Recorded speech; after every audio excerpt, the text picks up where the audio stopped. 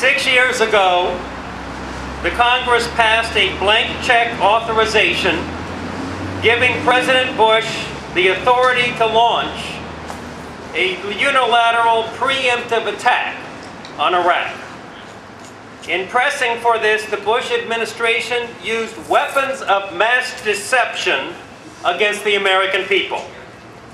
We tried our best to convince Congress and the American people that that's in fact what was happening, but too many people would not listen. Many of the major deceptions are now well known. There were no weapons of mass destruction. There was no connection to Al-Qaeda. There was no connection to 9/11. And there was no imminent threat from Iraq. But what isn't as widely known or discussed were the economic deceptions that were used. We were told by Cheney, Wolfowitz, Rumsfeld, and the other neocons that this war would cost $50 billion or less, and that we would recoup that money even in the aftermath of the war. We were told that other nations would help shoulder the financial burden of this war, as they did during the first Gulf War. And we were told that Iraq's oil revenues would pay completely for the war and for the rebuilding of that country. 6 years later, we now know and see that these economic assertions were also part of the weapons of mass deception. Yeah, right on. The war has now cost over $850 billion and will cost an estimated $3 trillion, and that's a conservative estimate, according to Joseph Stiglitz, the Nobel laureate from Columbia University economist, and his colleague, the Harvard economist Linda Bilmes. So as we come to this economic meltdown this autumn, we see now what the real effects of the weapons of mass deception, the economic deceptions of the Bush-McCain crew of neocons who have seized control of the Republican Party. We see the effects of that. We're not just in a recession, but we are rapidly sliding toward a global depression. Yeah. And a major part of the cause of that is the huge cost of the Iraq War.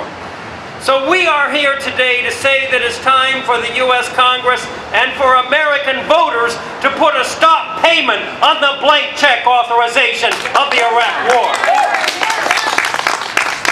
It is time to end this war, to commit to no permanent bases, to let the Iraqis pay for their own rebuilding. They have nearly $80 billion in the bank. And finally, to bring our troops home now.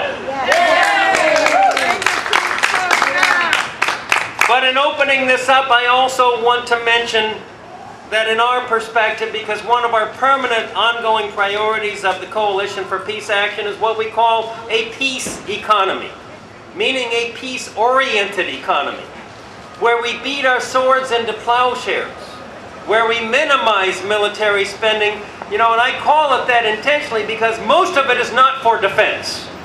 Most of it is for projecting U.S. power abroad and exercising our control over other nations and peoples.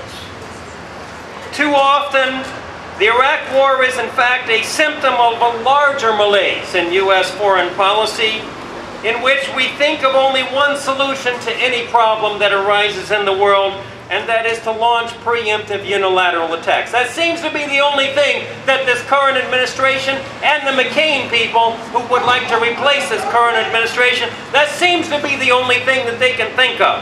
It reminds me a lot of that old adage, if your only tool is a hammer, then every problem is going to look like a nail.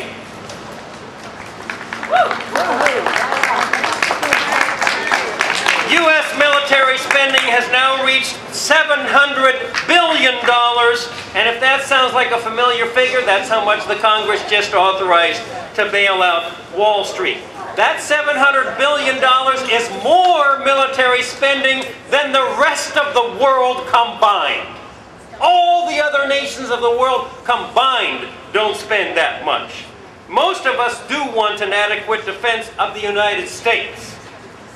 But all that military spending, now $700 billion this year, did not prevent 9/11, did not keep us safe, did not prevent the loss of respect and stature of the United States, which is now at rock bottom all over the world, did not reduce terrorism, did not stop Al-Qaeda, and did not capture Osama bin Laden. So what are we getting for that $700 billion? Not much, I would say.